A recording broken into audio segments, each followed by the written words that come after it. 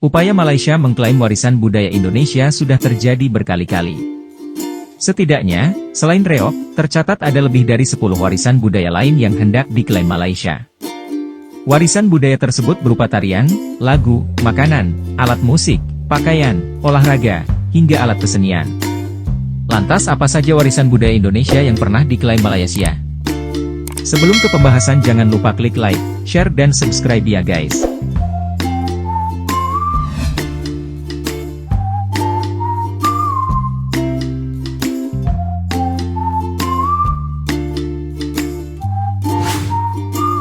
Berikut adalah deretan warisan budaya Indonesia yang pernah diklaim Malaysia.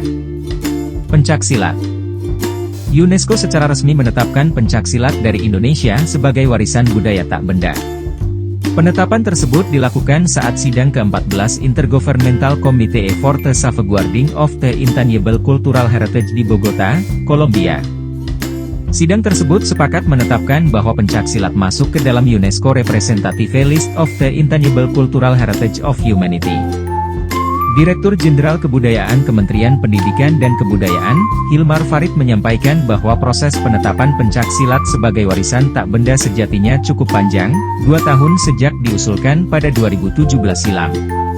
Sebelum ditetapkan, usulan tersebut menjalani proses seperti pemeriksaan oleh komite, tim ahli sampai kemudian ditetapkan sebagai warisan tak benda UNESCO pada bulan Desember 2012. Selain pencaksilat dari Indonesia, sidang UNESCO juga menetapkan sekitar 15 usulan warisan tak benda dari negara lain termasuk silat dari Malaysia. Hal ini mendapat sorotan dari netizen di media sosial karena persoalan saling klaim satu sama lain. Wayang kulit. Desainer Malaysia, Jamie Choong, pernah menjadi sorotan karena dianggap mengklaim wayang kulit. Klaim tersebut lalu sempat diaplikasikan ke motif sepatu Adidas.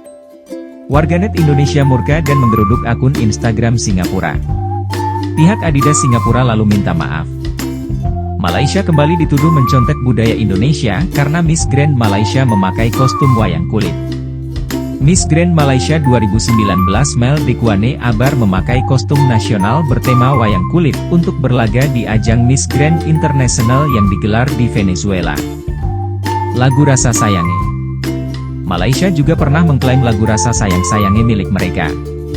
Menurut Ketua Partai Oposisi Malaysia, Anwar Ibrahim, klaim sejumlah lagu rakyat Indonesia oleh Malaysia merupakan bentuk arogansi pemerintah Malaysia. Ramainya klaim oleh Malaysia sempat membuat masyarakat Indonesia protes hingga membuat plesetan visit Malaysia menjadi visit Malaysia. Tari pendek. Pada tahun 2007 juga, Menupar Jero Wacik juga mengirim surat protes khusus terkait pemunculan tari pendek dalam video promosi Malaysia. Tayangan itu muncul di channel Discovery Channel.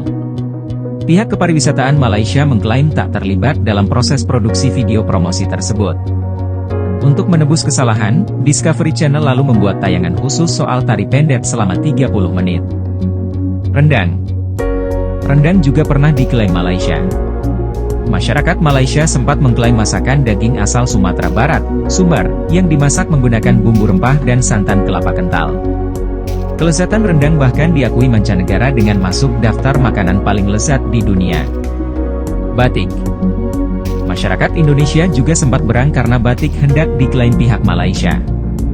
Sempat muncul tuduhan Malaysia hendak mengklaim batik sebagai miliknya. Finalis Miss Grand International Malaysia membuat heboh netizen Indonesia dengan memakai batik.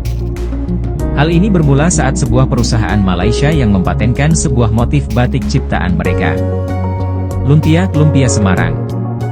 Lumpia Semarang adalah jajanan olahan yang dibuat dari rebung atau tunas bambu muda yang diiris halus. Kemudian diberi bumbu ebi, udang dan telur dan dibungkus dalam kulit lumpia. Ada 2 jenis, lumpia basah dan kering, goreng. Puluhan aktivis Semarang melakukan aksi unjuk rasa di Kedutaan Besar Malaysia, Jakarta. Dalam aksinya mereka membawa lumpia sebagai bentuk protes karena diklaim sebagai produk Malaysia. Menurut Cik Mimi yang mendapatkan informasi dari sejumlah TKI di Malaysia, lumpia akan diklaim sebagai hak milik Malaysia. Karena itu ia bersama sejumlah kerabat dan teman datang ke Jakarta. Alat musik godang sambilan. Media bernama .com pernah memberitakan Menteri Informasi, Komunikasi, dan Kebudayaan Datuk Seri Dr. Rais Yatin mengatakan tarian tortor dan alat musik godang sambilan akan didaftarkan dalam Section 67 sebagai Akta Warisan Kebangsaan 2005. Dia menuturkan, pengakuan kedua kesenian itu dengan syarat bahwa tari tortor dan godang sambilan harus secara periodik ditampilkan di depan umum. Rais menambahkan, promosi seni dan budaya Mandailing sangat penting, karena dapat membuka asal-usul budaya tersebut, di samping menyatukan dengan komunitas lainnya. Pihak Malaysia mengklaim permohonan itu disampaikan komunitas Mandailing, Sumut, di Malaysia yang memohon agar teotetor dan godang sambilan diakui sebagai warisan budaya. Beras Adan. Pada Januari 2012, Dirjen Hak Atas Kekayaan Intelektual, HAKI, mengeluarkan sertifikat hak paten atas beras Adan Krayan. Sebelum keluarnya hak paten ini, Malaysia memasarkan beras organik tersebut dengan merek Bario Rice, yaitu beras dari Bario, Sarawak, Malaysia. Padahal, beras Adan merupakan beras yang diproduksi oleh petani di wilayah Krayan, Nunukan, Kalimantan Timur. Wilayah Krayan berada pada ketinggian sekitar 1000 meter di atas permukaan laut. Di wilayah lembah yang dikelilingi hutan lindung dan sejumlah gunung, beras diolah secara organik dengan memanfaatkan kotoran kerbau sebagai input pemupukan. Cita rasa beras Adan Krayan tidak bisa ditemukan di wilayah lain dan menjadi satu keunikan tersendiri. Kuda Lumping. Pada 2017, finalis Miss Grand International dari Malaysia yaitu Sanjeda John, memakai kostum kuda lumping. Kostum tersebut dipakainya untuk berkompetisi di sesi kostum busana nasional Miss Grand International 2017. Pihak Miss Grand Malaysia menjelaskan bahwa kostum kuda lumping yang disebut mereka sebagai kuda warisan itu terinspirasi dari masyarakat Jawa yang tinggal di kawasan selatan wilayah Johor, Malaysia. Orang Jawa yang bermigrasi ke Malaysia pada awal abad 20 lah yang membawa dan memperkenalkan tarian kuda lumping tersebut. Hingga akhirnya pada 1971, Kementerian Pariwisata Johor mengakui tarian kuda kepang tersebut sebagai bagian dari masyarakat Jawa di Johor. Tarian itu juga simbol persatuan dan keberagaman budaya untuk masyarakat Johor.